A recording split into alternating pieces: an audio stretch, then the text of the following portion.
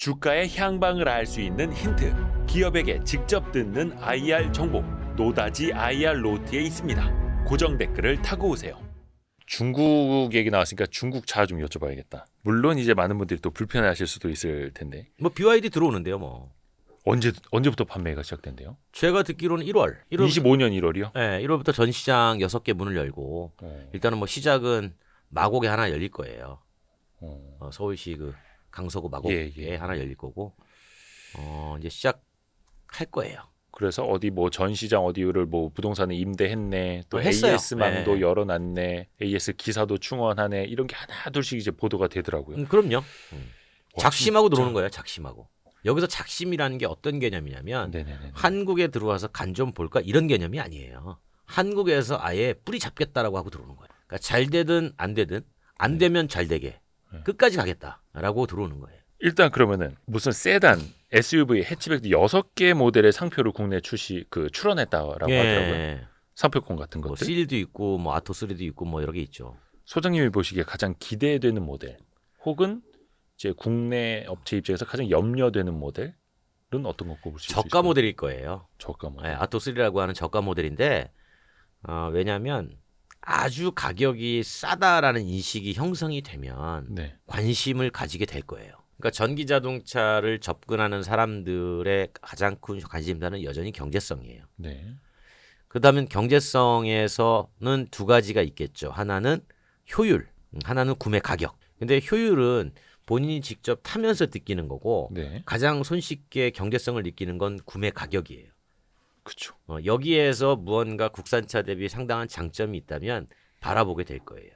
근데 우리가 보통 그 얘기 하잖아요. 차이나 디스카운트. 네.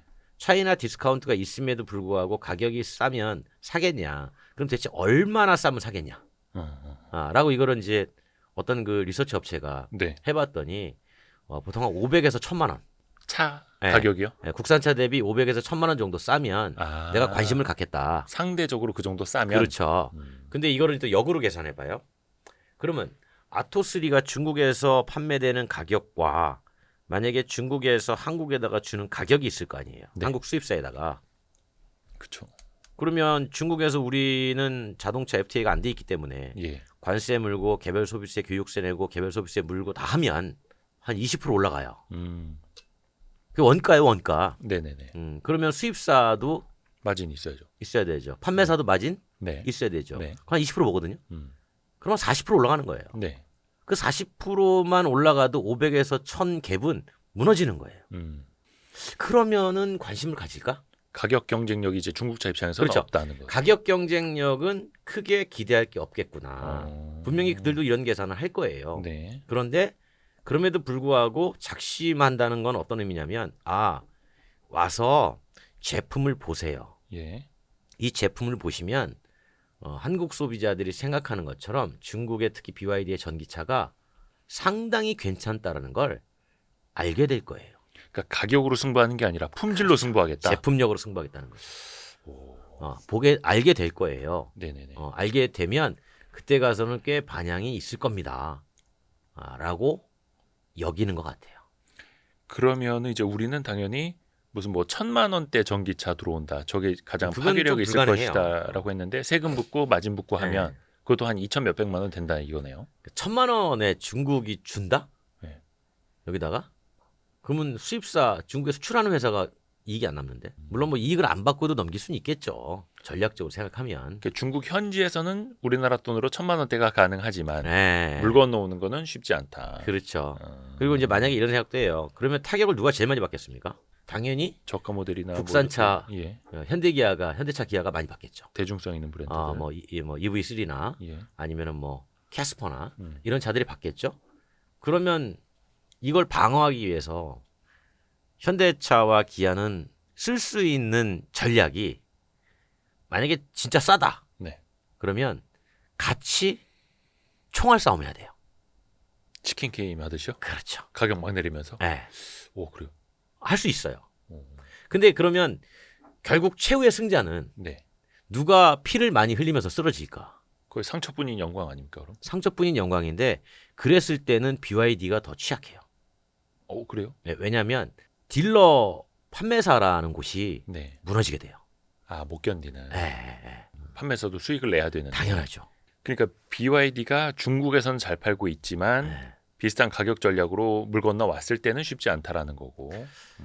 쉽지 않다라는 게 이제 무게추가 있는 거죠. 네네. 차이나 디스카운트냐, BYD에 대한 브랜드 인지도냐. 그러면 아까 그래서 BYD는 가격이 아니라 품질, 제품으로 제품력으로 승부하겠다. 승부를 할 가능성이 높다고 봐요, 저는. 그러면 소장님 입장에서 그게 통할 거라고 혹시 보세요? BYD의 어떤 품질, 근데 이게 브랜드가? 참 이걸 장담을 못 하겠어요. 왜냐하면 예. 이게 차이나 디스카운트만 놓고 보면 네네. 우리나라 소비자 리서치를 해보면 약간 15% 봐요. 예. 그러니까 우리나라 차가 1,000만 원일 때 차이나 디스카운트 하면 똑같은 동급의 저기에도 중국 거는 850만 원. 음. 한 15% 정도는 이제, 싸야죠. 떨어져야 된다라고 보는 건데 BYD는 이렇게 저가를 공략하기는 쉽지 않을 거예요. 아주 우리가 흔히 뉴스에 나오듯이 뭐 1,000만 원 이상 이렇게 싸게 팔기는 구조상 쉽지 않아요. 그러면 이제 거기서 기대하는 거는 좀 전에 말씀드린 것처럼 제품력과 또 하나는 중국에 예를 들어서 림모터스가 한국에 들어온다. 네네네. 정말 차이나 디스카운트가 많이 적용되겠죠. 모르잖아요. 아. 네, 리오토가 들어온다. 모르잖아요. 네네네. 근데 BYD가 들어온다? 알잖아요. 이미. BYD는 업력도 얼추 거의 한 20년. 그러니까 BYD도 어떻게 보면 약간 날로 먹은 게 예. 테슬라의 대항마로 뜨면서 언론에서 엄청나게 올려놓은 거잖아요. 그러니까 BYD라는 인지도가 자연스럽게 시장에 형성이 돼버린 거죠. 그만큼 품질도 좋냐는 거죠. 괜찮으니까 올라갔죠. 네. 그래서 이제 이들은 자신감이 이번에도 이제 중국에서 막 이것저것 보여주는데 불 안 난다. 그거예요. 한국 사람들이 화재에 불안감을 갖고 있구나. 네네네. 우리 거 불 안 나. LFP 배터리는 조금 더 안전하다 막 이런 식으로. 설령 LFP 배터리임에도 불구하고 자기네들이 만든 블레이드 타입이라 그래가지고 약간 이렇게 뭐 칼처럼 세워서 그 방식 자체가 송곳으로 관통을 해도 불 안 나.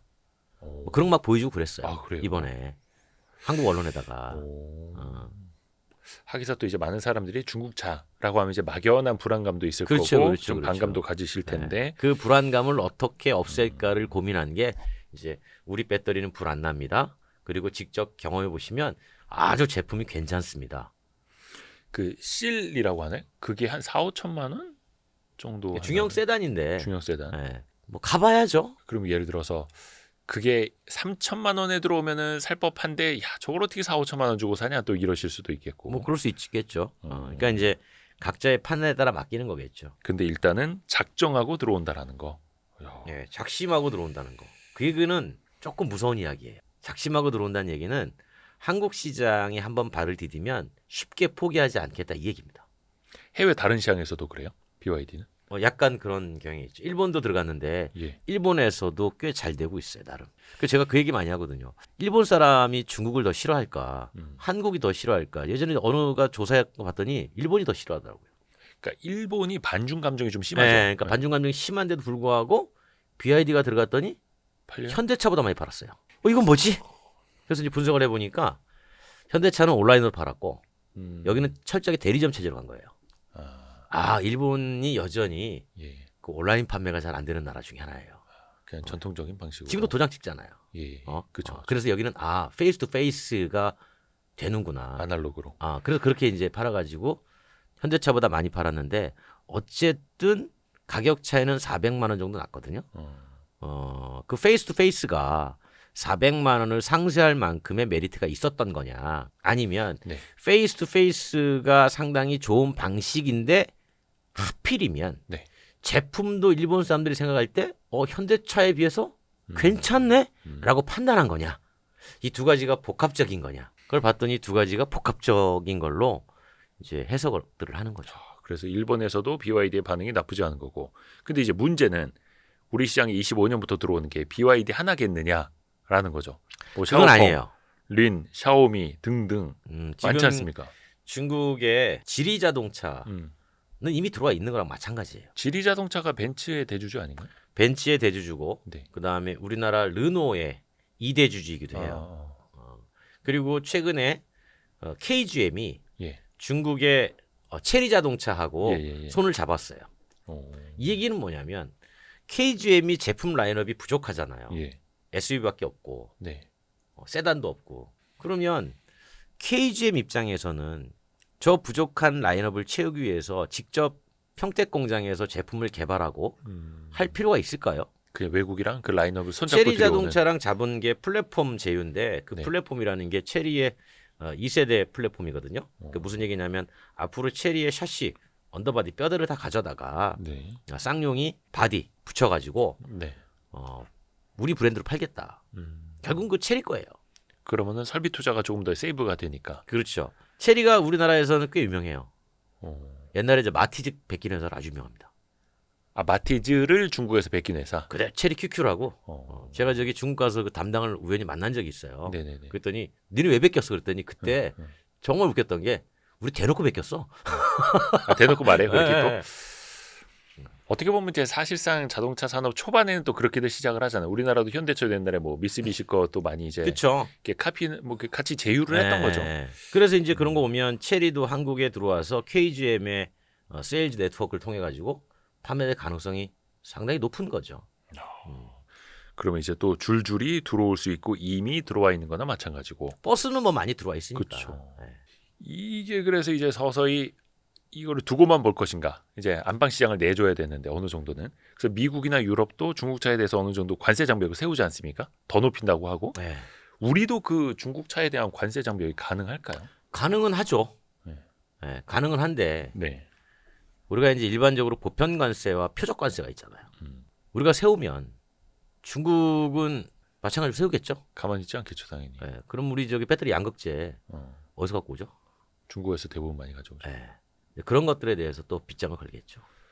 그러니까 현실성이 또 너무 네. 없어지는 거고. 쉽진 않아요. 그러니까 참 이게 관세라는 게 어느 정도 힘의 우위에 서야 먼저 속된 말로 선방을 날릴 수 있는 그러니까 건데. 여기서 힘의 우위는 시장의 규모예요. 딱 하나. 몇 대 팔려. 중국의 자동차 회사들하고 얘기를 해볼 때마다 네네네. 조금 좀 씁쓸한 게 하나 있는 게 그래요? 네. 첫 마디가 이렇게 물어봐요. 야, 한국 니네 1년에 전기차 몇 대 파니? 저한테 물어봐요. 야, 그래도 한 20만 대 팔아?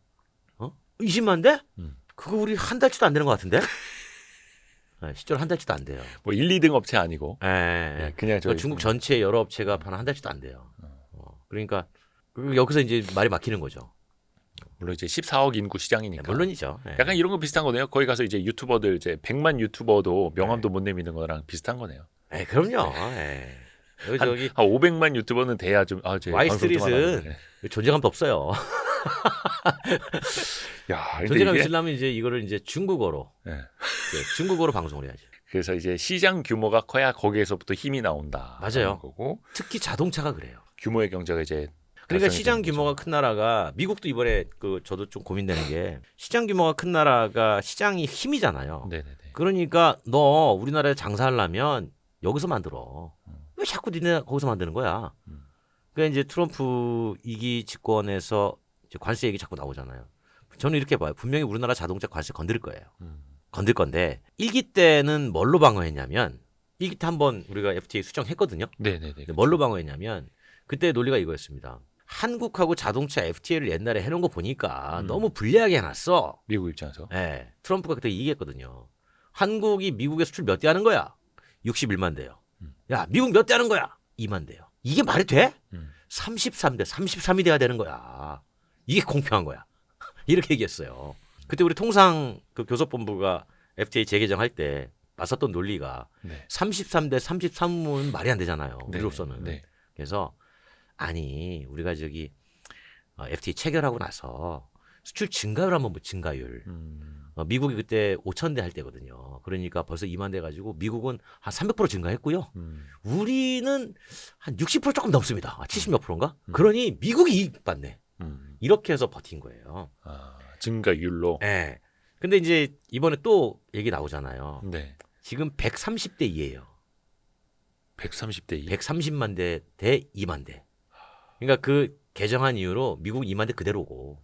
아니 근데 이건 좀 우리 입장에서 억울한 게 그러니까 억울하죠. 미국 차는 사고 싶지도 않은 품질이고 그지 같은 거 억울하지. 비싸기만 하고 연비도 안 억울하지. 좋고. 네. 그래가지고 그 당시 오죽했으면 공공기관에서 미국 차 사줬잖아요. 오죽했으면. 왜냐하면 숫자 가지고 밀고 나오니까. 네. 그러니까 이번에는 이제 130대 2란 말이에요. 네. 그럼 또 이럴 거 아니에요. 불공평해. 그거 65대 65로 맞춰. 지금 그 입장인 거예요. 그럼 우리가 대응할 수 있는 논리가 찾아야 되겠죠. 예. 근데 증가율 갖고는 더 이상 안 돼. 우리가 더 많이 증가했어요. 그래서 이제 하는 게 그래서 이번에 FTA는 한번 개정이 되겠구나.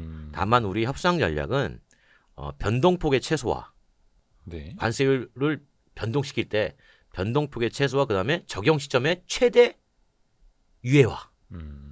개정은 하되 변동폭은 최소화하고 적용 시점을 최대한 뒤로 미루는 것. 이게 이제 가장 우선적인 협상 전략이 아닐까 싶어요. 시간을 끄는 전략일 수도 있겠네요. 그렇죠. 그렇게 해가지고 뭐 3년 버티고. 아니 근데 이게 참 억울한 게 미국 차는 관세 제로로 해서 이제 우리 시장에 팔라고 해도 안 팔리잖아요. 가격 경쟁력도 없고 뭐 연비 경쟁력도 안 좋고 뭐. 그래서 관세 내려놓잖아요. 네. 유럽 차만 잘 나가요. 결국 이제 막 앞에 삼각별 달린 차들, 그렇죠. 뭐 이렇게 날개 달린 차들. 왜냐하면 유럽 차 중에서도 미국산이 꽤 돼요. 그러니까 벤츠 SUV는 미국산이에요. 미국에서 만들어진 것이 사실상 FTA의 혜택을 받는 혜택을 거죠. 보고 들어오는. 우리 저희 했을 때 지금 토요타 차종 있잖아요. 예. 토요타 차종 상당수가 미국에서 와요. 그래요? 일본에서 안 옵니다. 일본은 우엔들인데. 미국 생산 제품이 한국에 들어와요. 그러니까 관세를 떨어뜨리면 일본 차도 혜택을 봐요. 근데 또 미국 입장에서 보면 미국의 관계없어요. 제조업이 또 관계없어요. 어쨌든 메이드 호황인 인 거니까. USA니까. 예. 그 숫자만 가지고 보자는 거니까. 그러면 이제 반대로 현대기아차 같은 경우에는 이제 미국에다가 많이 팔아야 되는데 네. 트럼프의 관세 장벽이 이제 올라가면은 경쟁력은 괜찮을 거예요. 물론 이제 뭐 엘레바마, 조지아 뭐 이렇게 공장도 있기는 한데 그쪽 생산량을 뭐 늘려야죠. 된다. 네. 올리면. 또 이번에도 그 메타플랜트라고 하나요? 예. 전기차 전용 예. 공장도 그 전기차 전용 이르면 공장에서 내년 상반기부터 20년 전기차만 25년 만들기로 상반기. 했다가 예. 바꿨죠. 어떤 걸 바꿔요? 하이브리드 생산하자. 하이브리드. 잽싸게 안 되겠다 싶어가지고. 보조금 줄어들고 막 시장이 안 좋아지면. 그럼요. 그러니까 유연 생산 체제로 조금 전략을 수정을 한 거죠. 다만 이제 우려되는 건 그거예요. 네. 제가 누누이 말씀드리지만 관세를 높였다 미국이. 네. 그래서 한국에서 생산돼서 미국에 가는 수출량이 줄어든다. 네. 이 대체 시장 찾기가 어려워요. 줄어드는 만큼. 얼마나 줄어들 수는 알 수 없으나 이 미국 수출이 많기 때문에 이 대체 물량을 보낼 시장을 찾기가 어려워요. 그러니까 어떻게 보면 이제 세계 제1위의 GDP 국가고, 근데 그걸 대체하려고 보면은 중국에서는 뭐 거의 현대기아차 존재감도 없고. 그럼 어디 있을까요? 유럽이 있을까요? 유럽도 치열하죠. 예. 그다음에 남미 쉽지 않아요. 대체 차종이 없다는 얘기는 예. 우리의 생산 대수가 줄어들고 공장의 라인 가동 시간이 줄어들고 공장의 근로자의 일감이 사라지고 일자리가 사라지고 세금을 적게 내고 그에 따른 지역 경제 여파도 커진다는 얘기예요. 아니 그러면 이게 사실 근데 당장 어떤 해법을 찾기가 힘든 거잖아요. 없어요. 없어요? 네, 힘든 게 아니라 없어요? 네, 없어요. 왜냐하면 결국 말씀드린 게 협상에서 변동폭의 최소화, 그 다음에 적용점의 최 뒤로 가는 거, 그거 외에는 없어요. 지금 현실적으로. 그게 가장 큰 고민이에요. 우리 입장 어떻게 해서든 미국 시장을 지켜야겠네요. 팔아야 되네. 네, 그래서 이제 제가 이제 한 가지 아이디어가 있다면 아이디어라기보다 그 제안했던 게 뭐냐면 방송에서도 이런 얘기 많이 했어요. 이게 우리만의 고민은 아니거든요. 네네네. 일본도 똑같은 고민이에요. 일본도 150만 대 수출해요. 미국에. 저 토요타가 잘 나가니까. 네. 그러니까 이제 일본도 150만 대의 물량이라는 건 꽤 많은 물량이기 때문에 일본하고 손잡자. 미국하고 FTA 협상에 일본하고 손을 잡아서 같이 대응하자.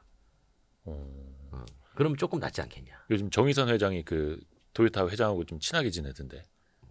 그것도 약간 뭐 있지 않을까? 근데 물론 수소 협력 때문에 하는 걸 그렇죠. 알고 있는데 아마 그 이면에는 또 이런 얘기도 조금씩 오가지 않았을까요? 그러니까 이 합종연행이라는 게 어떻게 해서든 그 시장을 지키고 또 우리의 뭐 판매망 더 확충하기 위해서 과거에는 적이었지만 또 동맹 맺을 수도 있는 거고.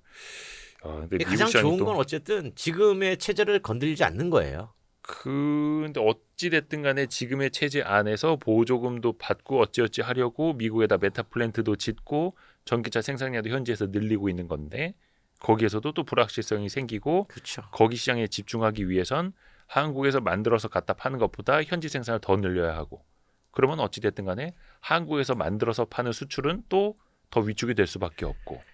네, 뭐 사실 좋은 구석이 현대차 기아도 고민이 많지만 그 한국 GM 사업장도 GM 한국 사업장도 고민이 많아요. 거기는 생산의 거의 90% 이상을 미국으로 수출하거든요. 거기도 마찬가지로 똑같은 GM 산하 회사인데. 그렇죠, 그렇죠. 예, 그 자동차에 보편적 관세가 물리거나 또는 표적 관세가 물리면 고민이 많아요. 거기도. 한국 GM도 그 어렵게 생산량 지켜내고 막 그럼요, 이렇게 그럼요. 했던 라인인데, 아 이게 참 자동차 산업 쉽지가 않네요. 특히 또 이제 트럼프 시대에서 어떻게 될지 모르겠고, 또 현대차가 그래도 뭔가 계속해서 활로를 찾아내려고 하고 혁신적인 모습을 계속 보여주잖아요. 근데 최근에 네. 보니까 호세 무니오스, 이 스페인 분이라고 하는데 북미 지역 그리고 이제 뭐 COO 맡았던 분이 이제 CEO가 됐습니다. 현대차 사장님이 되는 거죠. 이거 좀 혁신적인 일이라고 해야 될까요? 처음 일이죠. 예. 그러니까 어쨌든 그 대표이사가 예. 외국인이 된 건 첫사례예요.